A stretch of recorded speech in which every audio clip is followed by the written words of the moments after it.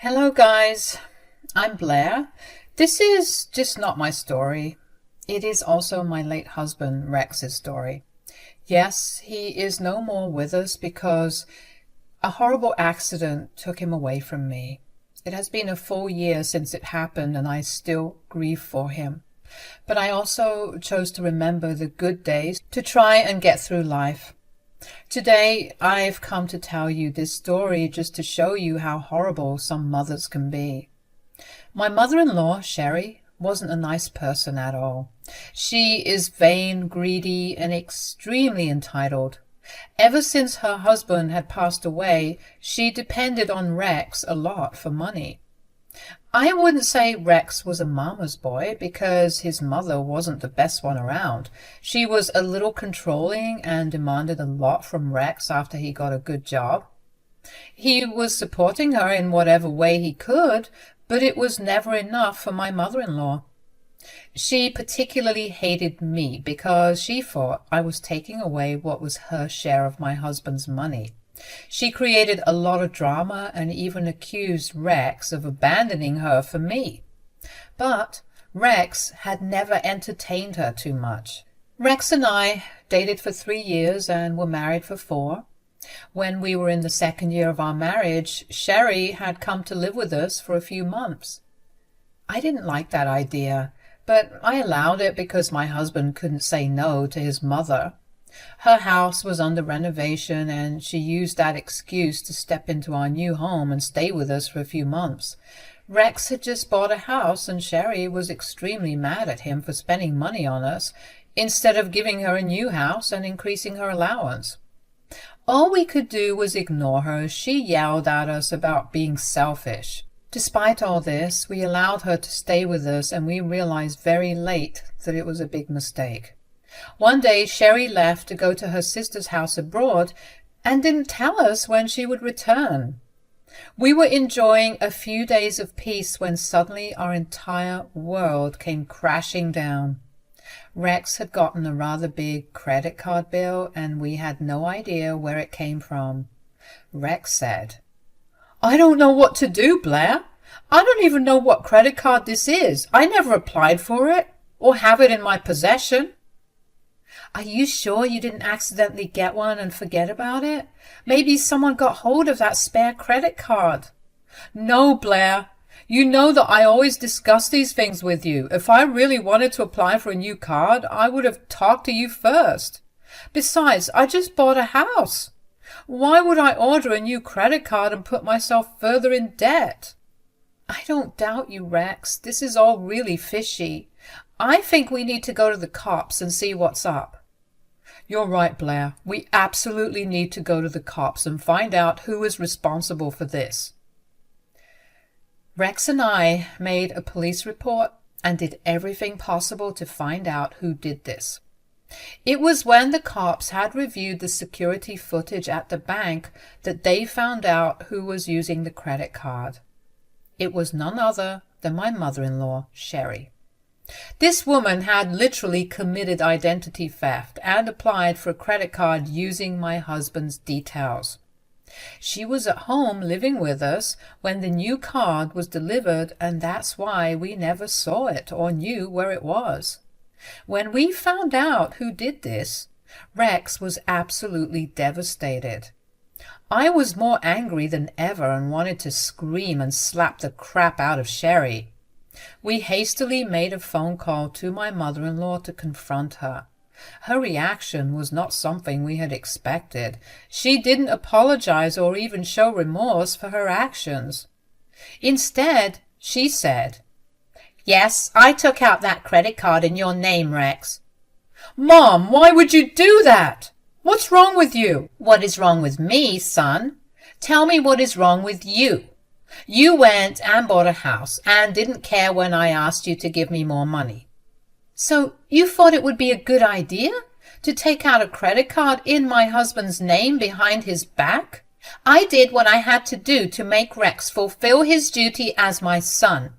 If he had just done what I had said, I wouldn't have gone to such length."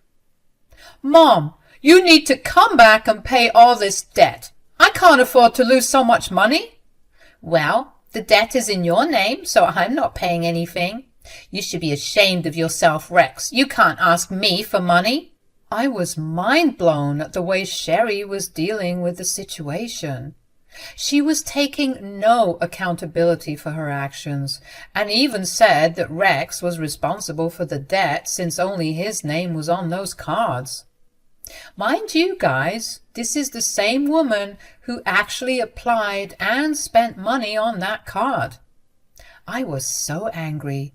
I said, "He can absolutely ask you for money when you are the one who landed him in debt." "Mom, you need to pay it back. I can't take on all this debt." "Don't be so dramatic, Rex. If you can afford to buy a house, you can afford these debts as well. I am not paying a cent." "You will come back and pay us, Sherry. We will sue you if you don't." "Good luck with that. I'm abroad, and there's no way the cops could catch me. I'm not paying for that credit card. Do what you want." Sherry said that and hung up on us. We were in utter disbelief at what she said. She absolutely refused to take any accountability and mocked me when I said I would call the cops on her. It was then that we realized that she had planned this all. She had intentionally flown to another country so that we couldn't make her pay us back. We tried contacting Sherry again, but she simply wouldn't pick up the phone. She blocked us, and even her sister wasn't answering our calls. We tried everything to reach her, but she was long gone out of our reach. We talked to the cops and even tried to find out from the family what Sherry's plan was, but no one could help us. In the end, we had to just try and get the charges reversed. While we were able to get some of those charges reversed, we couldn't do that for all. So we were stuck paying for the majority of the debt that Sherry had put us into. 2 years passed, and we still couldn't get rid of all that debt. Rex had debts for his car and college as well, so it's not like he had a lot of spare cash. Things were hard, and he was forced to take up another job. While the house was in Rex's name and he was supposed to pay the mortgage, we soon realized that it wouldn't be possible. So Rex transferred his new house to me, and I started to pay for the house. I also came into some inheritance from my grandparents, and with that, I was able to pay off the house. I offered to help Rex with the debts, but he didn't want to take my money. We had to compromise a lot and had 2 bad years, one after the other, but things would get even worse for us. One day, when Rex was coming back from his second job, he got into a car crash. He was exhausted and fell asleep at the wheel. The crash was horrible, and it landed him in the hospital with pretty bad injuries. The doctors told me point blank that I should not hold on to hope. He was conscious, but they knew that he wouldn't be alive for long. While he was in such a poor state, I still remember him saying, "Can you promise me something, Blair?" "What is it, Rex? Tell me, honey." "If something ever happens to me, make sure you still go through with the lawsuit, Blair." "Why are you worrying about that right now? Please, let's not talk about this nonsense right now. I am in this mess because of the debt, you know. I even destroyed your life with it. If I die, I know you'll be responsible for it. I don't want you to be saddled with debt because of me and my mother. I feel responsible, and the guilt is eating at me. I don't want the money back. I will be fine. It's not your fault, so please don't feel guilty about this." "I know that, Blair, but still, I want my mother to face justice. She destroyed our lives with her selfishness, greed. I want her to pay for her actions, even if I'm not here." "You will be here, Rex. We will fight this together. Nothing will happen to you." "We can never know what will happen, Blair. Just make sure Mom doesn't get away with what she did." I promised Rex that I would make sure Sherry faced justice. I was only trying to placate him because I was still holding on to hope that he would survive. But my hopes were crushed soon after. Rex passed away after 2 days. We actually couldn't afford to take him to a good hospital because of his debts. I couldn't see him in pain and prayed to God that Rex would recover soon. Well, he didn't recover, but at least he is not in pain anymore. I did feel very guilty for not being able to save my husband. The doctors and all family members assured me that I did everything I could. Still, there was always this feeling of guilt that I couldn't let go of. I did the best I could and landed myself in a lot of medical debt because I was in charge of paying Rex's bills after he passed. I remember not being able to plan Rex's funeral properly because I had to take up 2 jobs to tackle the medical bills. I was only grateful that I had a permanent roof over my head and didn't have to worry about rent. I couldn't even find the time to properly grieve the love of my life. I was running around working and cried my eyes out in the bathroom during my work breaks. I literally had to borrow money from my family to arrange his funeral. I could have sold our house and made some money, but I didn't want to let go of it after Rex's passing. I definitely would have mortgaged it or sold it if I had the time to take Rex to a better facility. He had passed away before I had the time to do that. During those moments of pain and sadness, I also felt extremely angry at my mother-in-law. She was the prime reason I couldn't enjoy my last days with my husband. She was the reason that Rex died worrying about his debts, and he didn't even get to enjoy his life because she made the selfish decision of stealing money from him. I would never forgive that witch. I was desperate for some retribution and was waiting for the chance to bring her down. God listened to that prayer of mine and granted me an amazing opportunity. Rex's funeral was scheduled a few days after he had passed away. He had a lot of good friends who wanted to come to the funeral but lived in faraway states. On the day of the funeral, almost everyone who got an invite had turned up to pay their respects to Rex. I was a crying mess throughout the day and was able to compose myself shortly before Rex was lowered to the ground. A while later, when I was having some light conversation with people around me, I saw someone I had never expected to see at my late husband's funeral. I think you guys can guess who had decided to show up. Yes, it was my mother-in-law, Sherry. As soon as my eyes landed on her nonchalant face, I was immediately overcome with anger. I wanted to run to her and punch her to the ground. But I composed myself because at that moment I also saw the great opportunity God had sent me.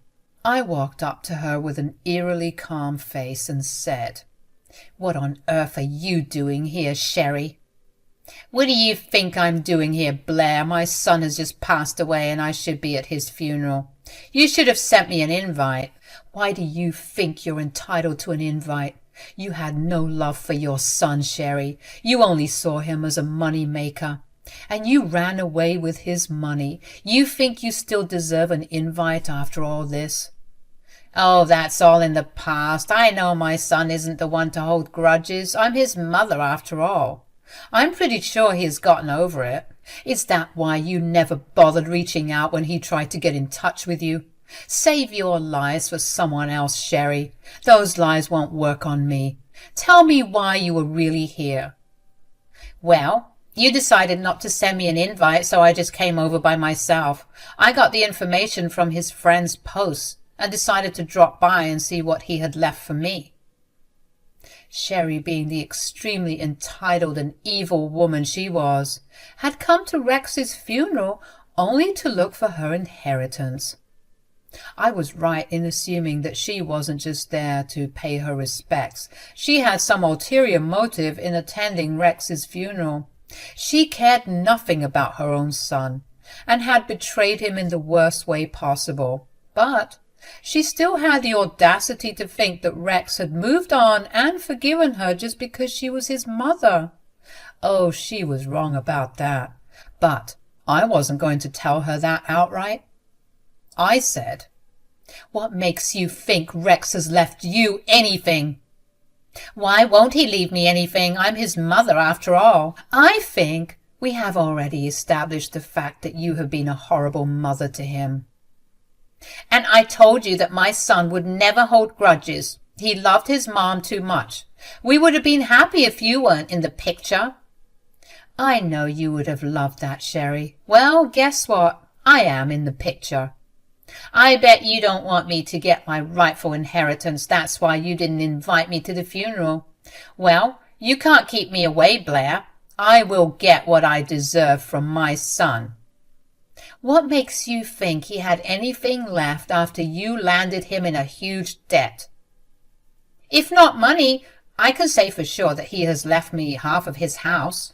I started to laugh at Sherry when she said that. She started to look a little uncomfortable when I did that. She looked around and saw that everyone present at the party were eyeing her like the disgusting person she was. Soon she became conscious of the fact that the people at the funeral were all against her. Anyone else would have just paid their respects and left as soon as possible. But no, Sherry was determined to get what she thought her son had left for her. And she had assumed that the house was still in Rex's name. I laughed and told her, "Oh, Sherry, you have no idea about anything, do you? The house is actually in my name." "What? What do you mean? That's impossible. My son had bought that house. Did you trick him into signing it to you?" "Well, no, Sherry. I didn't trick him into anything. After what you did to him, he couldn't afford the mortgage anymore. So he transferred the house to me so that I could pay the mortgage." "Then I will get no part of the house?" "No, Sherry, you are not getting my house." "Well, okay then. But my son must have left me something. You better tell me what it is before I get the lawyers involved. And I don't buy your story about the house either. I will find out soon if you are lying." Sherry should have taken the chance and got out at this time, but she stayed behind to argue and threaten me with a lawsuit. What an irony, right? Well, she was just about to be hit with some bad news, and she wasn't even aware of it.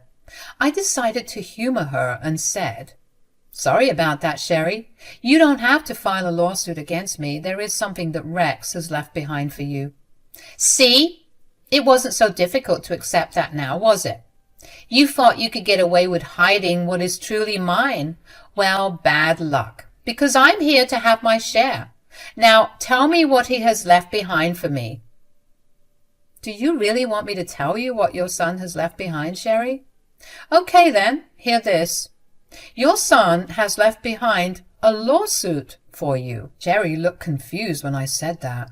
I guess she had really thought that her son would forgive her for everything she did to him, that he was going to forget about her actions and just accept what she did because she was his mother. She actually hadn't considered that Rex had filed a lawsuit against her. This evil woman was on another level. I don't know what kind of mother could be this cruel to their own son. I was very angry, but I also felt good because I knew justice was coming for her. But Sherry was still confused and said, "What are you talking about, Blair? What lawsuit?" "Do you really think that your son has let go of what you did to him? Do you think that he has listened to you and just paid everything off like you asked him to? Well, if you think that, you are wrong." "What does this mean, Blair? What did my son do?" "Your son reported you to the cops, Sherry. There is a big lawsuit against you, and there is also a warrant for your arrest." The look of pure shock on Sherry's face was rather nice to watch. I hope Rex watched that too from above and was satisfied with the fact that justice was finally getting served. Telling Sherry about the lawsuit was just the first step. Rex's friends were already starting the process to move to the next step, but only I knew what they were doing.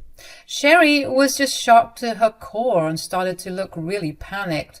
She said, No, my son can't do this to me. This is impossible. He wouldn't report me to the cops." "Well, he did that a long time ago, Sherry, and I supported him all the way. This is what you deserve for betraying us. Now you will be paying back what you owe my husband." "No, I won't pay back anything. My son is dead." "But he left you the lawsuit." "And I will be proceeding with the lawsuit on his behalf. I won't let you go, Sherry. You will be going to jail." The fear and dread on Sherry's face was everything I needed to see before I died. The woman had finally understood that she was in a big mess.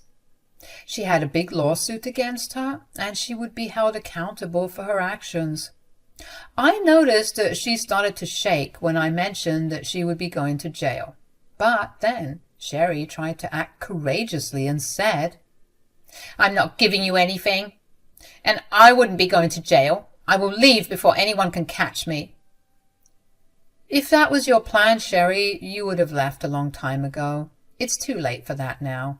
"What do you mean, Blair?" "Well, the cops had been called the moment you had entered the funeral home. They are almost here to arrest you. You hear the sirens, right, Sherry? That is your cue to know that your life will change for the worse. Justice is coming, Sherry. You will pay for what you did to me and my late husband." Sherry freaked out and started to run away from the funeral home. However, the guests who had come had caught her and kept her hostage till the cops came inside. They arrested her on the spot, but not before she struggled with them and tried to punch a cop. Well, she got charges added to that too. She was a crying mess when the cops took her away, and the entire room started to cheer at the scene. Everyone knew what she had done to Rex and me, and they were as satisfied as me to see her get arrested. That day I finally smiled genuinely because I was able to avenge my late husband. I went ahead with the lawsuit after Sherry got arrested. She tried to beg the judge to forgive her actions, but the judge got mad at her and gave her a big lecture. In the end, she went to jail for 6 months and had to pay everything she owed my husband. She cried a lot, even in court, because she knew that her life would never be the same again. I must say that I enjoyed watching as she cried her eyes out and was taken away in handcuffs. No one was on her side, and she had to face it all alone. I gave her a smug smile when she looked at me and let her know silently that I was enjoying the karma she was getting. I have since been able to get all the debts transferred to Sherry. Whatever amount I had got from the court was spent on Rex's pending medical bills, but I still had some amount left. I decided to make a donation to Rex's favorite animal shelter in his memory. My late husband was a man with a heart of gold, and I knew making this donation would be the best way to honor his memory. Things are slowly starting to go back to normal for me, but I still miss my husband dearly. There are still nights when I cry myself to sleep, but there are good days as well. I am just glad that I got Rex his wish of seeing his mother face justice, and I'm sure he is happy that I did it for him.